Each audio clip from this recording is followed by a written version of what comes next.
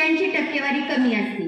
तर माझी महिलांना कळकळीची विनंती असेल, म्हणजे आमच्या सर्व शिक्षकांची, मुख्याध्यापकांची, संस्थेची आणि शासनातर्फे विविध कार्यक्रम आता राबवले जात आहेत की जेणेकरून महिला भगिनी ज्या आहेत त्या मतदान करण्यासाठी बाहेर पडल्या पाहिजेत. तर त्यासाठी पुरुषांनीही पुढाकार घेतला पाहिजे की आपण जेव्हा तुम्ही मतदान करायला जाल तेव्हा आपल्या पत्नीला बरोबर घेऊन जायचंय. आजूबाजूच्या स्त्रियांनी, महिलांनी आजूबाजूच्या महिलांनाही मतदानासाठी घेऊन जायचंय. आणि या मतदानाच्या वेळेस 13 तारखेला सरांनी सांगितलं 13 मे 2024 रोजी आपली निवडणूक आहे. त्या दिवशी यावर्षी यावेळेस महिलांची टक्केवारी जास्त आली पाहिजे असं मी अपेक्षा करते महिलांकडून.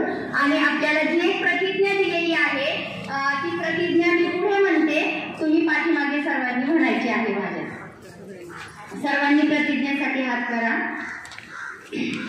आम्ही भारताचे नागरिक लोकशाहीवर निष्ठा ठेवून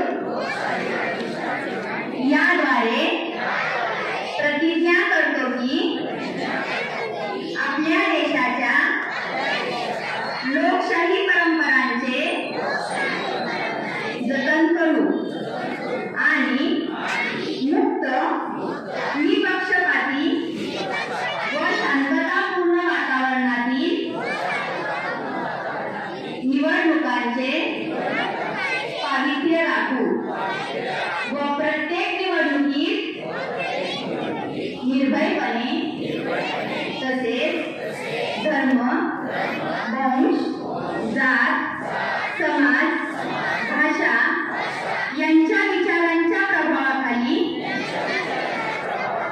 न येता किंवा कोणत्याही प्रलोभनास बळी